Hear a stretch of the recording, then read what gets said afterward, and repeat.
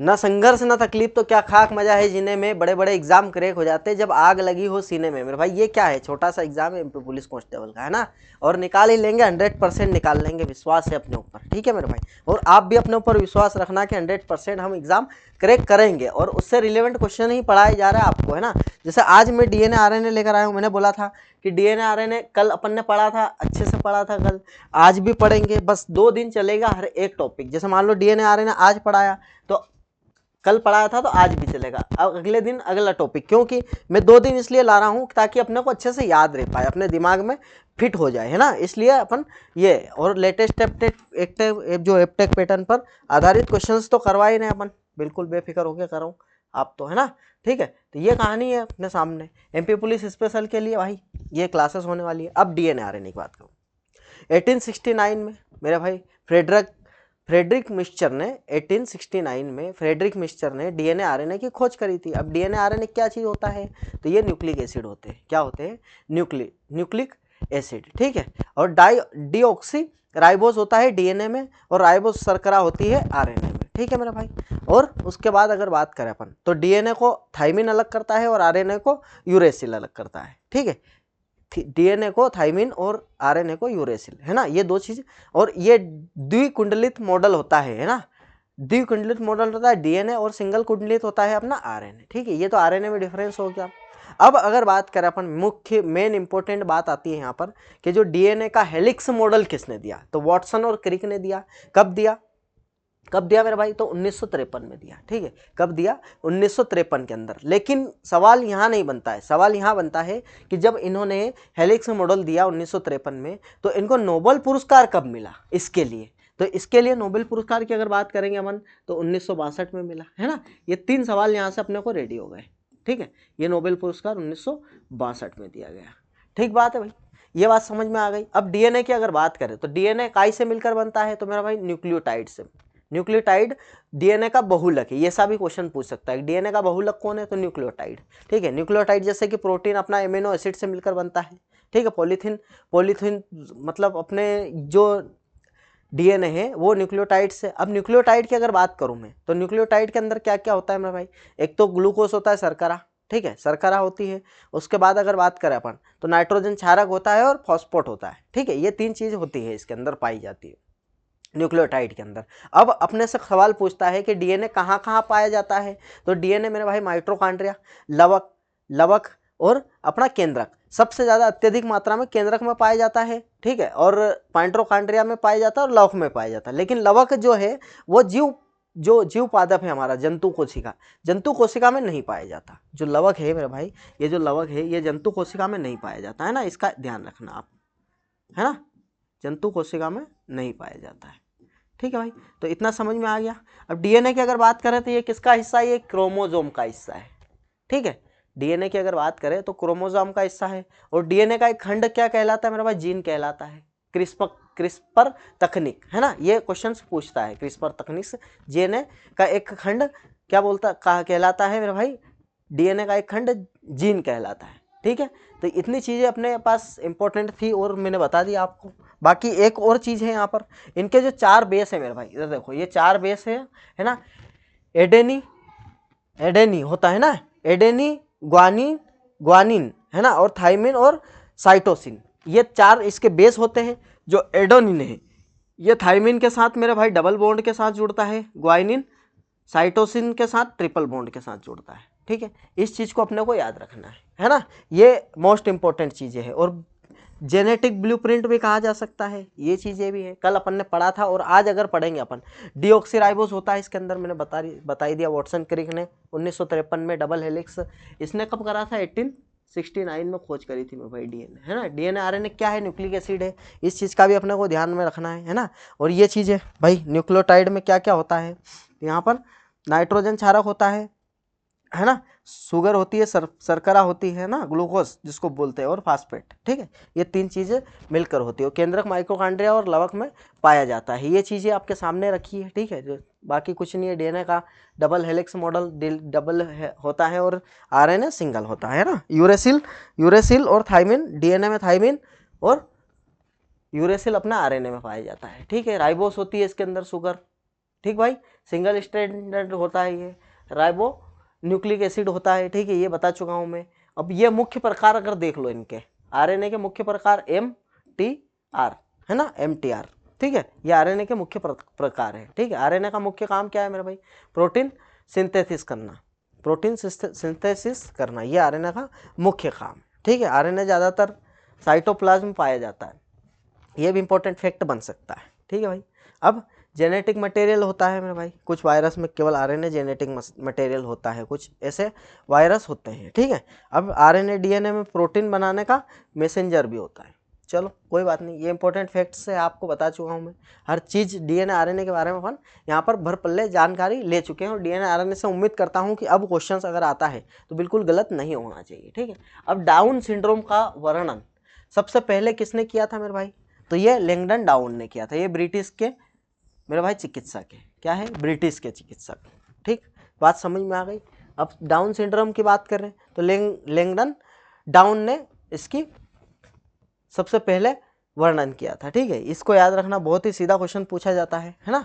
अब देखो, सजीवों के कौन से अंग विशेषकर पराबैंगनी यूवी किरणों को अवशोषित करते हैं और इसकी उच्च ऊर्जा एवं अणुओं के रासायनिक आबाद को भंग करते हैं? डीएनए और प्रोटीन की बात कर रहा है, ठीक है। ऑप्शन नंबर बी यहाँ पर अपने सामने करेक्ट होने वाला है, ठीक है। आगे अगर बढ़े अपन, तो आगे क्वेश्चन है अपने पास, नाइट्रोजन गैस हमारे वायुमंडल में होती है मेरे भाई 78% होती है, आपको पता है।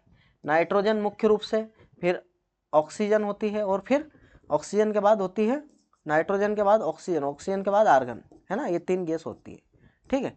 ये 3 गैस पाई जाती है मुख्यतः, ये 21 होती है लगभग, और ये 0.9% के आसपास होती है, ठीक है।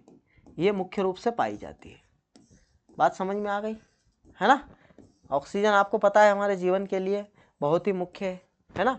और जो प्रोटीन किससे मिलकर बना होता है, अभी मैंने आपको बताया था, एमिनो एसिड से मिलकर बना होता है, और एमिनो एसिड का मेरे भाई मुख्य घटक नाइट्रोजन होता है। इस चीज़ का आपने को याद रखना है ना। एमिनो एसिड का मुख्य घटक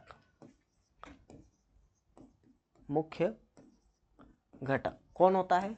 ये नाइट्रोजन होता है, ठीक बात, इतना क्लियर रखना अपने को, बाकी कुछ नहीं है ना। ये ए बी ऑप्शन नहीं रखना भूल गए भाई, सी और ये डी, ठीक है, कोई बात नहीं, ऑप्शन नंबर सी करेक्ट है यहाँ पर, ठीक है। नाइट्रोजन, ऑक्सीजन और आर्गन, ठीक है, ये 3 गैस मुख्य रूप से पाई जाती है, बाकी दूसरी गैसें भी पाई जाती है, लेकिन हीलियम भी होती है, बहुत सारी होती है, कार्बन डाइऑक्साइड भी होती है, लेकिन ये 3 ज़्यादातर होती है, ठीक है। और ये चीज़ आपको ध्यान रखना है, नाइट्रोजन जो है वो अमीनो एसिड का मुख्य घटक कहलाता है ना, ये चीज़ अपने को याद रखना है। अब गोलाकार दर्पण में हमेशा एक आभासी और सीधा प्रतिबिंब बनता है, वो उत्तल दर्पण कहलाता है, ठीक है, ऑप्शन नंबर बी करेक्ट है। नेक्स्ट, सामान्य रासायनिक सूत्र है, किसका रासायनिक सूत्र है मेरे भाई? ये अगर ये देखूं मैं H2N-2 है ना, ये किसका सामान्य रासायनिक सूत्र है? तो ये है हमारा एल्काइन का, ऑप्शन नंबर ए करेक्ट है। आगे बात समझ में।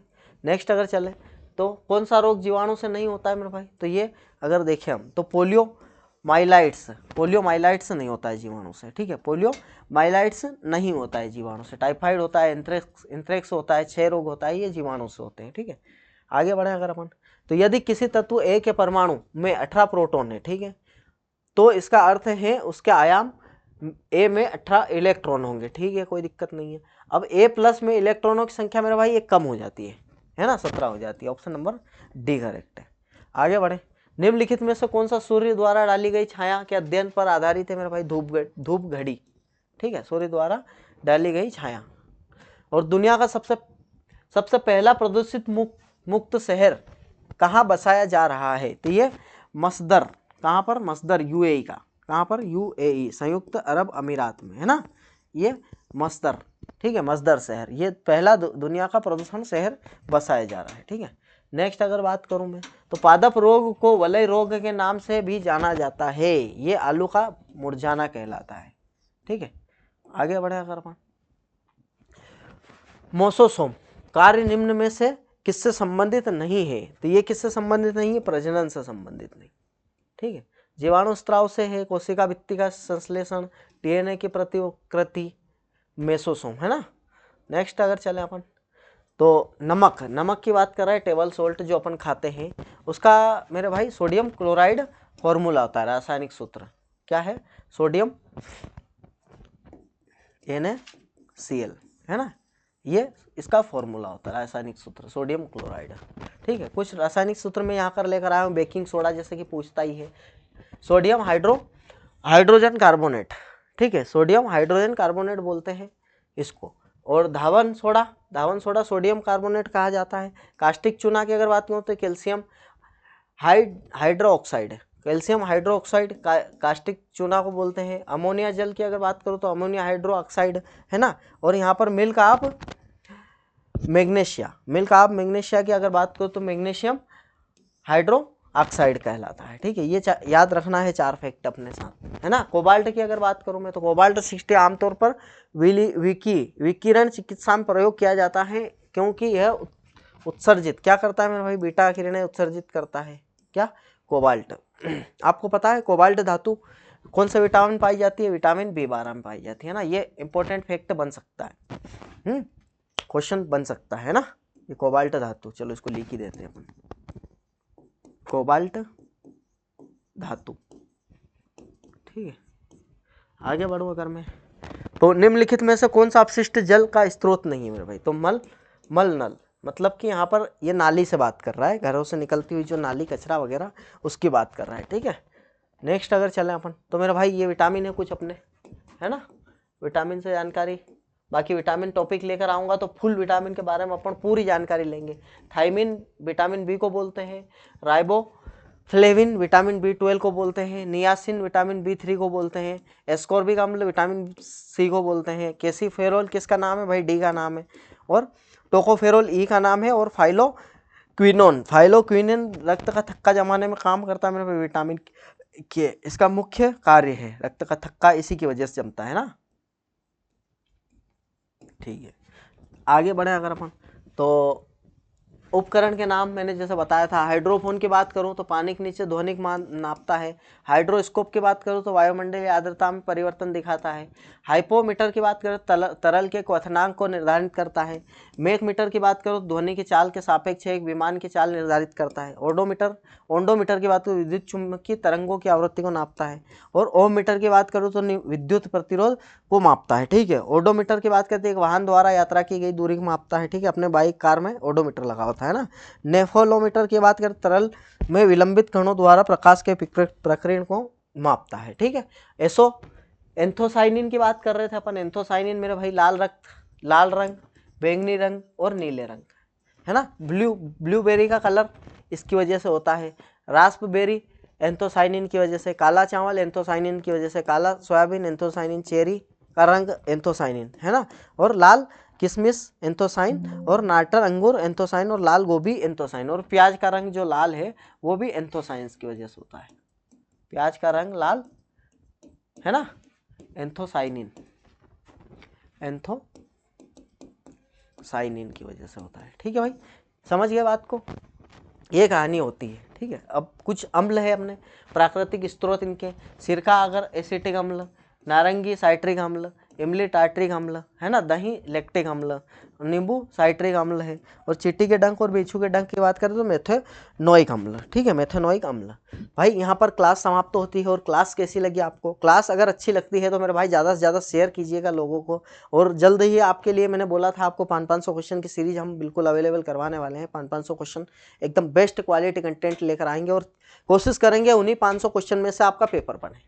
ठीक है, इतने अपनी प्रयास रहेगी। ठीक है भाई, तो मिलते हैं अपन नेक्स्ट क्लास में, धन्यवाद।